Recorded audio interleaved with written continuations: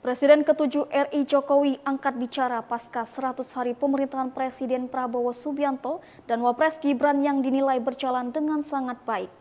Ia pun bicara soal penghematan anggaran yang dilakukan Prabowo, implikasi efek dari penghematan hingga ancaman mangkraknya IKN dan sikap politik Gibran Rakabuming Raka.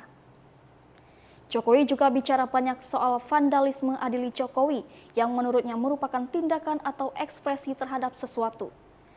Jokowi tak membantah jika ada operasi politik tertentu. Terkait Gibran, Jokowi sudah mewanti-wanti soal posisinya bersama Prabowo. Ia menyebut jika Wapres tipikal orang yang tidak pernah meminta masukan atau yang ia sebut ojo kemajon. Istilah ojo kemajon adalah jangan melebihi. Tetapi sebagai wakil presiden mendampingi presiden, membantu presiden apabila diminta. Sementara terkait IKN, Jokowi menegaskan merupakan rencana lama dan cita-cita Presiden Bung Karno. Dan dia hanya mengeksekusi saat ini diteruskan pemerintahan Prabowo dan Gibran.